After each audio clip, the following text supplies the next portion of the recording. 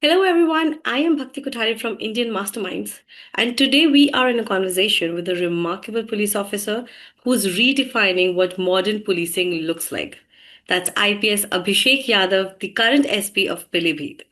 From introducing blockchain technology in policing to building a corporate style ecosystem for police personnel, his work beautifully blends innovation with compassion. He is also a recipient of the President's Police Medal for Gallantry and someone who believes that leadership is as much as about people as it is about performance. So let's welcome him. So, first and foremost, a very hearty welcome to our channel, sir. Thank you so much for joining us today, and we're very glad to have Thank you. you. So, sir, like you talk about actual work of the police. I mean, police के इतने सारे काम होते हैं, headquarters में भी, on field में भी, हर जगह. So, when you think about the actual work of the police beyond the uniform and the duties, how would you define it? Uh, See, broadly, if you try to understand, police is an emergency response system, Hmm. right? So, in the sense that police is 24/7 there, it's the law enforcement agency. The sort of technical nomenclature you will call police a law enforcement agency. So, the job of the police is to enforce the law Hmm. and to, uh, in other words, maintain public order and prevent crime. So Yeah. those are the twin duties of the police. So broadly within that gambit, you'll find everything else that the police does. So the typical policing things, the standard policing things are that police does its own patrolling, and we have police stations, and we listen to complaints. If a crime has happened, we'll register it, we'll investigate, we'll arrest people, we'll take action against organized gangs and all those things. Hmm. So there are primarily two aspects that I look at when it comes to policing. One is your daily routine work. So, because it is an emergency response system, we are constantly working 24/7.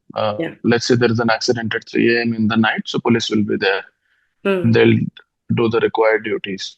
Hmm. If there is something at 2 in the afternoon, 6 in the morning, 8 in the night, every time police is working.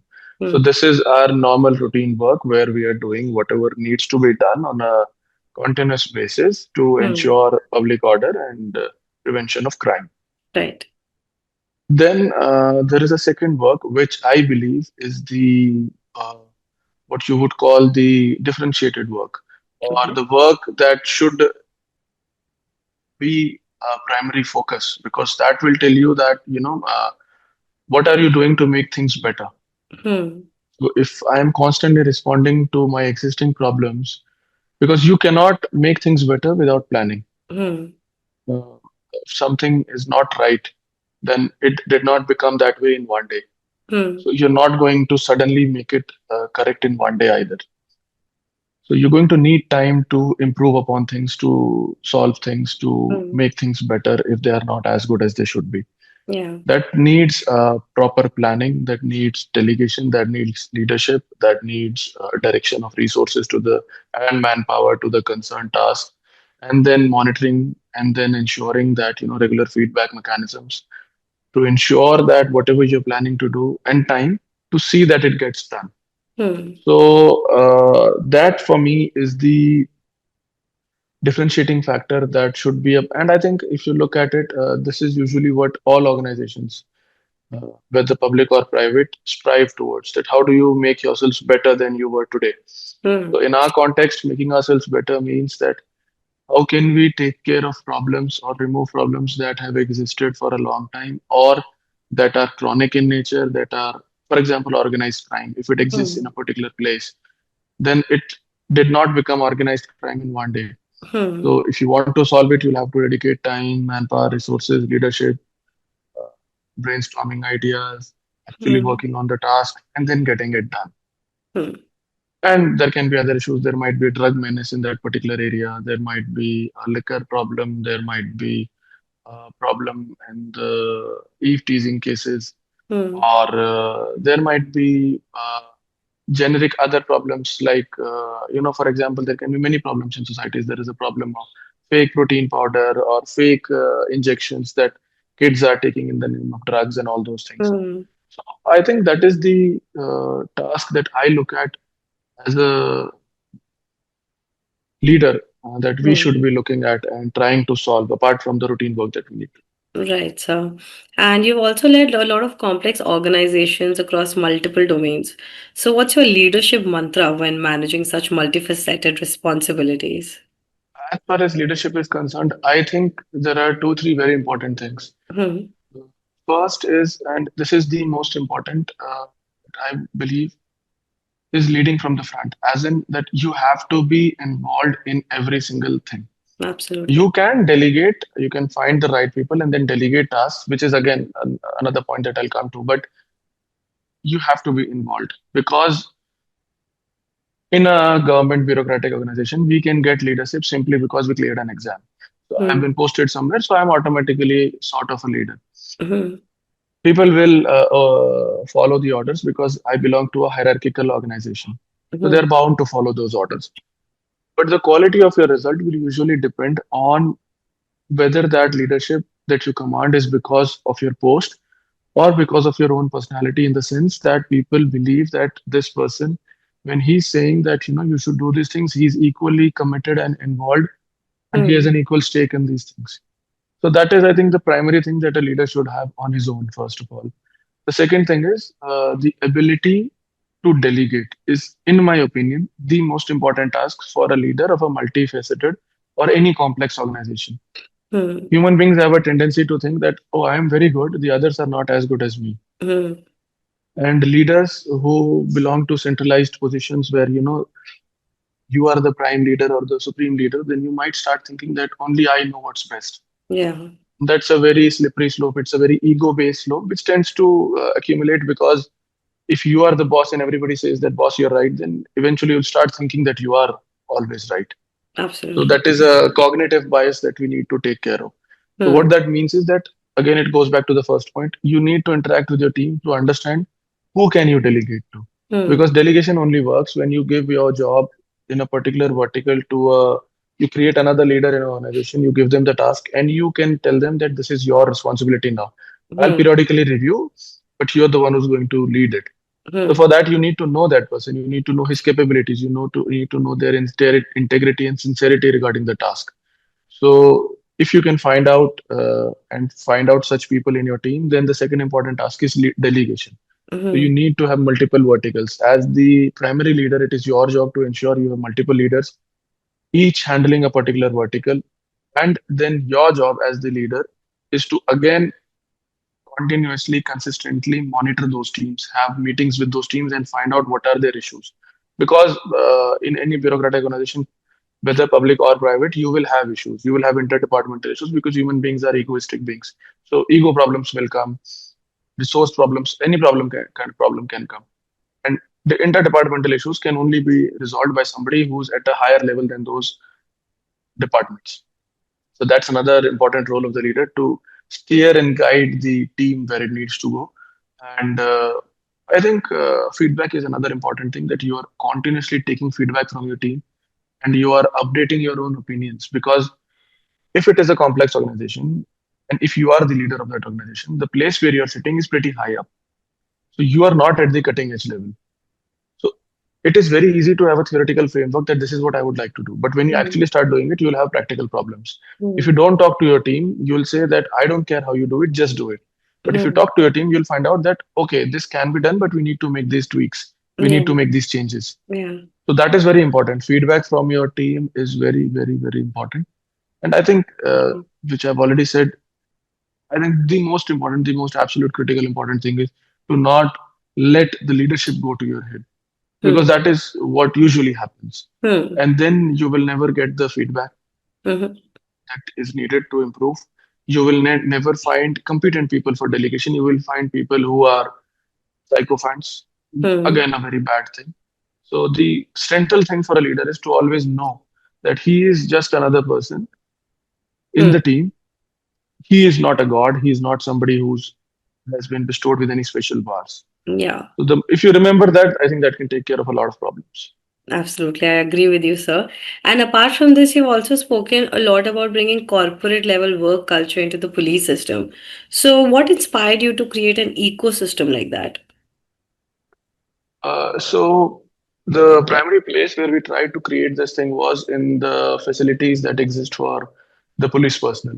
Hmm. So, see, the reality is that police personnel are the only organization that I know, as far as I know, that work 24/7 and 365 days a year. Yeah. Normally, a policeman will work 12-hour shifts every day. Hmm. And if he does not take a leave, as in, he applies for a leave and he gets a leave, that's a different matter. Otherwise, there are no weekly offs. Yeah. I don't know any organization that works like this. Hmm. Number two, uh, in UP, for example, there is a border scheme, which means that whatever is your home district, you cannot stay in districts which are adjacent or bordering that district. So you are Hmm. technically living away from your family as well.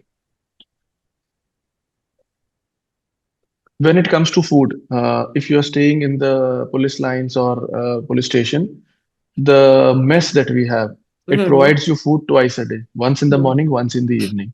Hmm. And usually we'll eat at least three times a day, right? Yeah. So the personnel who is there for 12 hours on the duty, in the morning he's having his food, he's Hmm. going to get his food back in the night at 8. If he goes at 8 in the morning, he'll have his breakfast, sort of thing, and then go. And then Hmm. what is he going to do in the day? He's going to eat somewhere, right? Hmm. He's going to eat outside.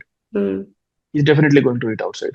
Hmm. And where do you find policemen doing their duties? They're doing their duties on chorahas and roads and Hmm. culverts Hmm. or bridges, places like where you're not going to find very healthy food.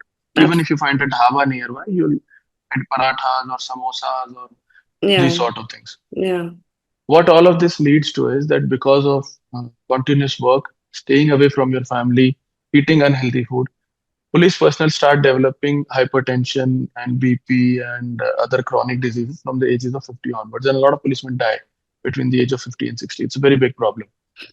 So there are multiple problems here. What we wanted to do was that we felt, and the government was giving us the funds to do that.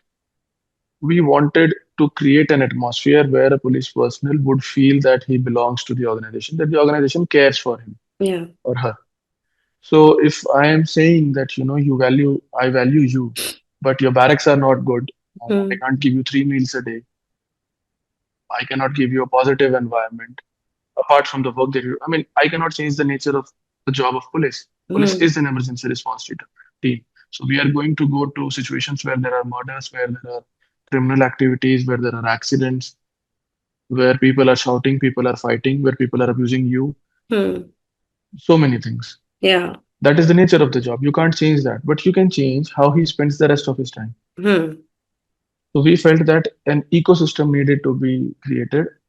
And what we tried to do was we created a cafe, we created a gym, we created a park, we created barracks. We redesigned our barracks so that they could live in very clean and beautiful environments.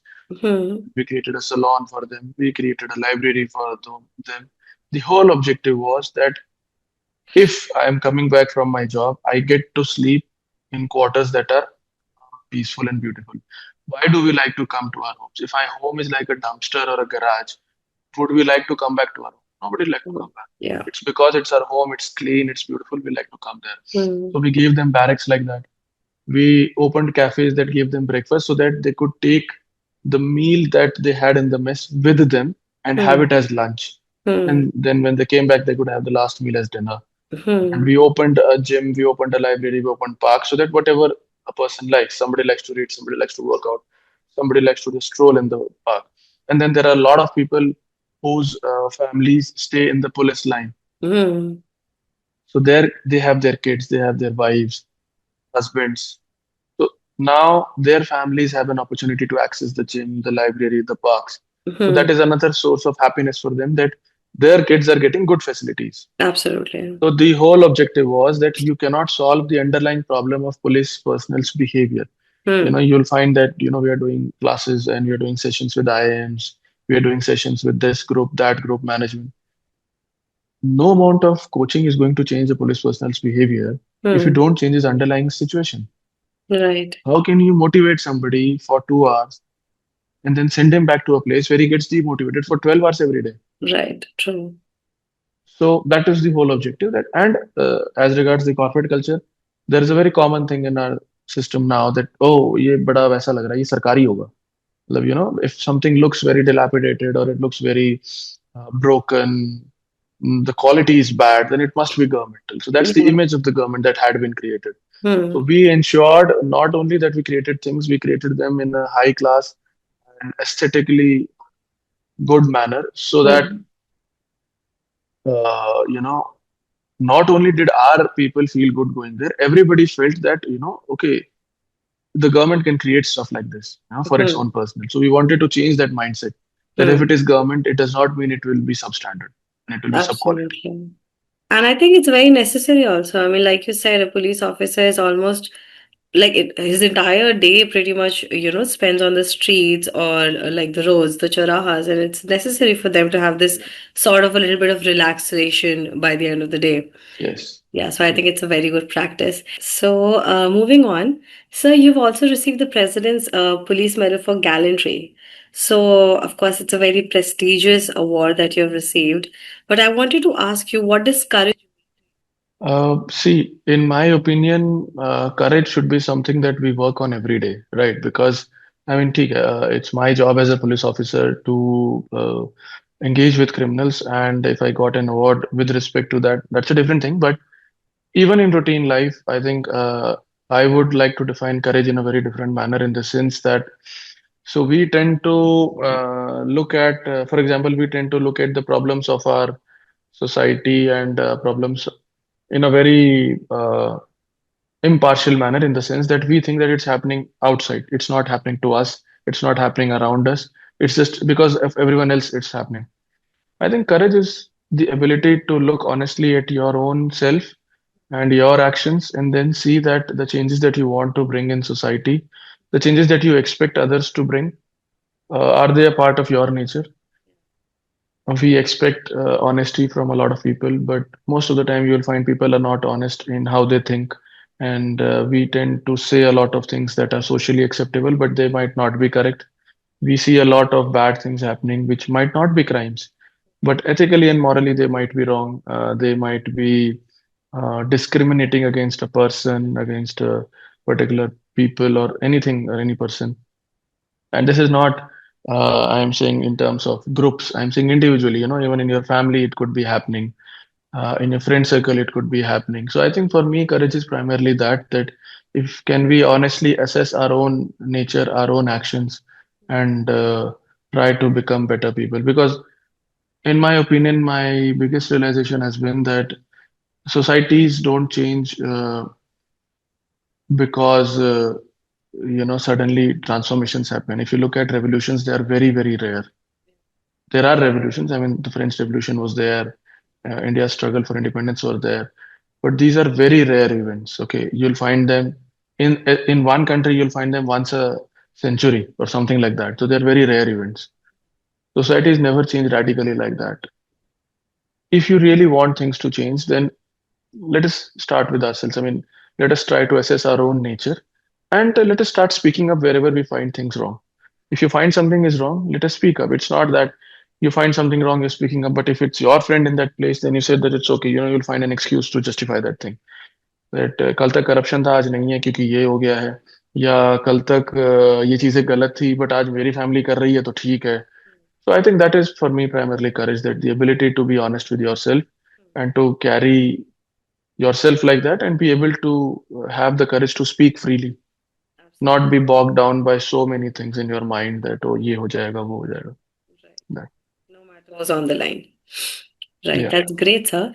And the other day we were talking about how you are a very target oriented person.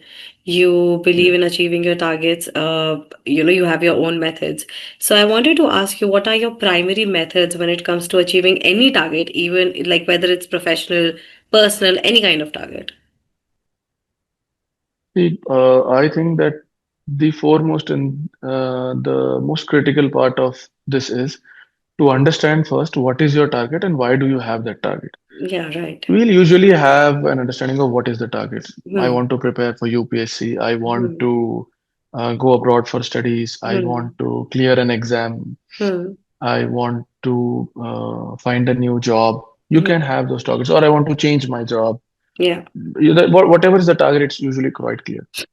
Why you have that target is usually not clear to us, although we think it is clear to us. Because what happens is that human beings are we are beings. We get influenced very heavily by our social structure, our peer Hmm. groups, Hmm. what the society values as important, what the Hmm. society values as respectable. Hmm. So it is very important. For example, UPSC. Hmm. So many kids go into UPSC preparation because UPSC commands a lot of respect. If you Hmm. become an IS officer or an IPS officer or an IRS officer or any Hmm. of those services, you'll get a lot of respect from the society. Hmm. If that is your reason, it's going to be very hard for you to clear the exam because your motivation will never come from within to that extent because it's not true motivation. Your motivation is superficial in the sense that you don't crave the job, you crave what comes because of it. Yeah. Similarly, whatever you're trying to do, let's say you're doing a job and you really like it, but you think that if you go for another job, you'll get a higher salary. So, and it's not that you can't succeed. You will succeed, but you'll be unhappy. You find another Hmm. job, but you're not as happy anymore because the work you're doing has changed. You liked Right. your work previously. Right. So for me, the most important thing is that you must understand why you want to. You're fat. You want to get thin. You start going to the gym, but the reason is because you don't think there's a problem. You feel that other people tell you constantly. So Hmm. you think that, okay, let me try. The motivation will not remain. Hmm. Whatever your target is, you have to understand why is it important for you. What is your Hmm. reason? This can only happen when you introspect and sit down with yourself and think about it. So Hmm. find your exact reason. Okay, and your reason has to be authentic. What is authentic? Authentic is that it should come from within. Even if your reason is that I want social respect from other people, you should know that that is my reason. Hmm. That is fine. I am not here to judge that, okay, you should go for only Samaj Seva, then you should go for UPSC. Every person can have their own reason. I'm not judging that this reason is better or that reason is better. What I'm saying is, whatever you want to do in life, if you want to get thin, if you want to get fit, you must think that there is a problem with me. I want to change. I want to improve. So the important thing is that your own fundamentals should be clear. And once they are clear, I would say it is very important that if you have a goal, which is something which is going to take time, Hmm. divide it. Mostly I find people, if you talk to them, they'll say, yes, I want to do this. Okay, how are you going to do? I'm going to do this. I'm going to do 10 things. How are you going to do them? So you must have a breakdown by time. Yeah. This is my stage one. This is my stage two. I'm going to do the stage by this time. It is not important that if you give stage one 2 months, you do it in 2 months. But when you Hmm. say 2 months, you at least have a target. You might go Hmm. from two to three. If you Hmm. don't have a target, your mind does not orient itself that this is something that has to be done in a certain time period. Hmm. So that sense of importance and urgency is not attached. Hmm. So if you would like to do something, first have a big level target. This is what I want to achieve in this time frame. Now I'm going to divide into 10 different parts, 5 different parts, 3 different parts. In stage one, I'm going to take this much time and this is what I'm going to do. Then, depending on your inclination, you can further divide those 2 months into weeks or Hmm. days based on how far you want to go, whatever is more comfortable. Hmm. Some people say that too much deadlining makes it hard for us to concentrate. Absolutely fine. But a broad level of redlining is very important if you want to achieve any target, Hmm. because that is the nature of your mind. Your mind will always be distracted. If Yeah. you don't give it a particular target, it will not achieve that target. Hmm. So that's how I look at it. Absolutely, San. I believe that's absolutely correct. Like we just spoke about, people who are also preparing for UPSC. So, like, what are some of the most common yet crucial things that you believe a UPSC aspirant should know to stay focused throughout their journey? I think for a UPSC aspirant, the most important thing is that you should understand the game that you're playing. So you should Hmm. understand what you're preparing for Hmm. and what is the best way. Hmm. In my opinion, there are two best ways.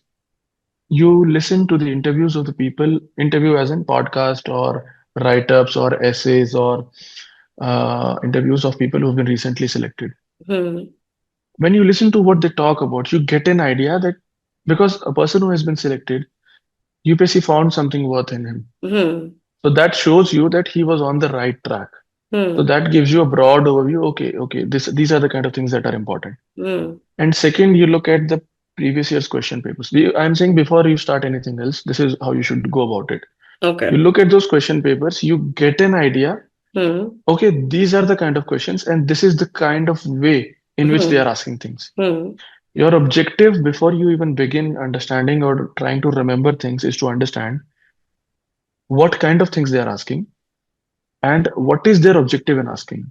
Hmm. Because your study has to be oriented to the exam to that which you're giving. Usually, what people will do is, for example, coaching centers will give you everything under the sun and then say that it's UPSC. You have to prepare about everything under the sun. You Hmm. should go and prepare everything. But that is a very stupid method of preparation. It is workable for a coaching center because if I give you everything under the sun, when something comes in the exam, I can claim, see, it came from the study material that I gave you. Yeah, true. But your success depends on your ability to recall that information in the exam, not on your ability to cram that information at your home. Hmm. If you're unable to recall it, it's as good as useless.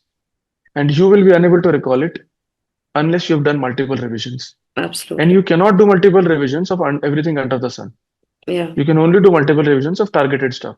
So, Hmm. how will you decide what you're going to target? Hmm. For that, the first two things that I said, Hmm. listen to people who have been recently cleared the exam because UPSC keeps updating itself. That's why I'm Hmm. focusing on recent. I cleared this exam 12 years ago, Hmm. 13 years ago. Hmm. I will tell you general guidelines, but if I start speaking about specific things that were important in my time and you follow that, I don't think that's a good strategy. It might not come So here. for the specific, yeah, for the specific things, what kind of essays are coming, what kind of questions are coming in a particular subject, what is the orientation, what is UPSC trying to get out of you, what is it looking for when it wants you to answer a question, what kind of Hmm. understanding it expects from you. Hmm.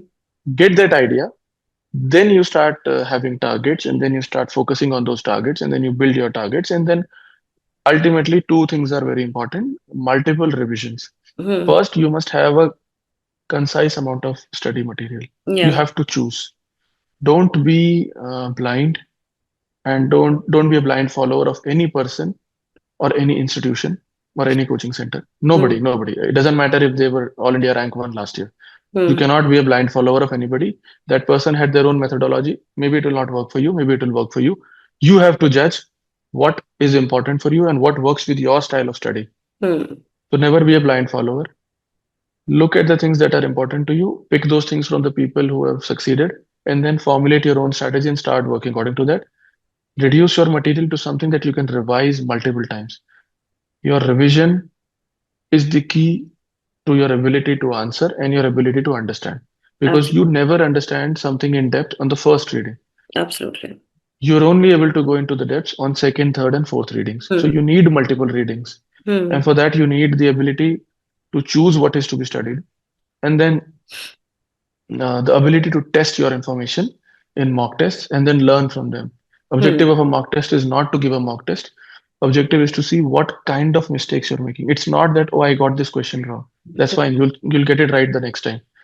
What is important is why are you making these mistakes and are you repeating or following a pattern in your mistakes? Can you Hmm. remove that pattern? Are you Hmm. making a sort of a tactical error Hmm. in terms of time allotment, in terms of the kind of questions you're attempting, kind of questions you're not attempting? So that is the objective, to get feedback from mock test and then attempt your paper. And I Hmm. would say the most important thing is, again, don't blindly follow anybody. Listen to everybody, but formulate your own strategy. Hmm. Only then will you be able to pursue it without getting tired because Absolutely. it's a long journey. Hmm. And so right now you are posted as the SP of Pilibhit. And कुछ दिनों पहले we heard about these donkey cases. एक दो cases आए थे जो पीलीभीत में भी हुए थे. So अभी हाल ही में मुझे ऐसा लग रहा है कि अभी आपने बताया था कि कुछ टाइम हो गया है कि केसेस नहीं आए बट आ चुके हैं ऐसे पहले. So उस टाइम पे भी या आगे भी अगर ऐसा कुछ हुआ, what proactive measures would be taken by you and your team to address this issue? So what we have done previously also is that there were a lot of centers, they're Hmm. called IELTS centers, Hmm. that had opened up here, and they were telling people that, I mean, we would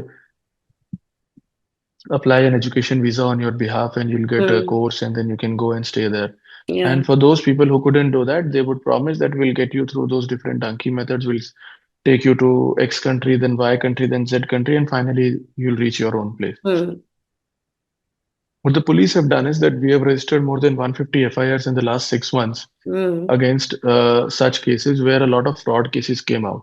Mm-hmm. And it is because of that that in the recent 2 months we have not had a single case.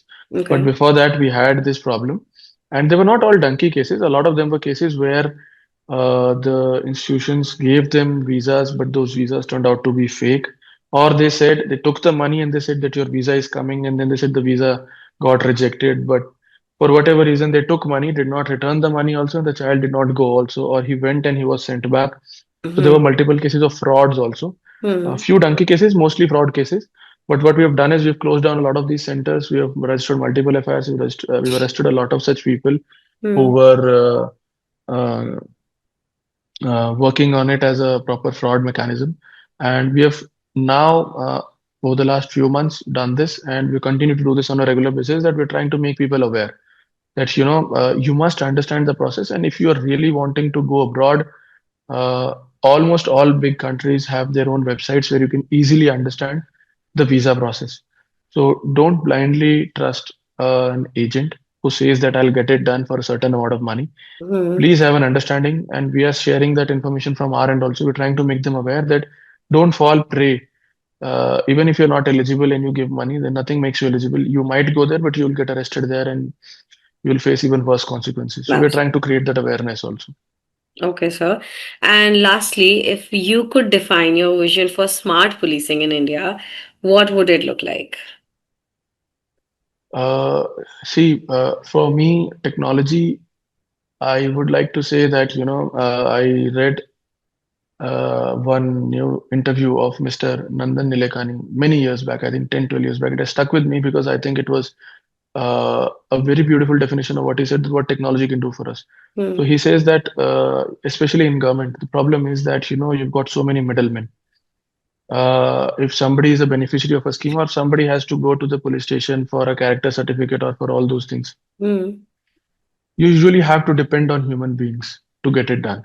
And Hmm. human beings are by nature, there will be corruption, there will be moral and ethical corruption. So he said the best thing the technology can do is it can remove the middleman. It can create a direct link between the beneficiary and, I mean, the applicant and the service that he's supposed to get. So for me, that is smart policing. Hmm. Uh, Policing and all the services that police provides, except for those that which cannot be provided by technology, we should be able to digitize and use technology to an extent where an applicant is able to file for the services that he needs from his home, and the discretion of police personnel in deciding whether he gets that service or not should be either minimized or completely removed. So Yeah. the question of corruption can be removed. That is the only way you can remove corruption, when the person who is in the middle does not have the authority Hmm. to interfere in these things. And secondly, technology plays a very big role in policing, because as we grow more and more into a complex society, the use of technology allows us to monitor things 24/7. For Hmm. example, our 112 emergency response system, it's a technology-based system. You can call it from anywhere, and immediately a call center in Lucknow employee will pick the call and respond, and within 5 to 7 minutes, our team will reach there. So this emergency response, this 5 to 7 minute response that police never had before, is primarily a result of technology that you can communicate. That communication can reach our team. They can reach the spot immediately, and they can communicate back what needs to be done. And there are many other things. A lot of our teams are working on predictive policing. That if we know certain hotspots where crime are happening, can we prevent those things? So I think prevention of crime and automation of our processes, so that citizens can have access to our services without the uh, discretion that exists today in the system. These are the two primary things that I look at when it comes to smart policing. That's amazing, sir. And I had a lovely conversation with you today. Thank you so much for Thank joining you. me. And thank you so much for taking Thank out you. time for this interview. And I hope we keep in touch. Thank you so much, sir. Right. Thank Thank you, you. sir. Thank you. That was IPS Officer Abhishek Yadav, the SP of Pilibhit, an officer proving that policing in the 21st century is not just about law enforcement, but about innovation, empathy, and smart governance. If you like this segment, stay tuned to Indian Masterminds for more such inspiring conversations with officers who are leading change one initiative at a time. Thank you for watching.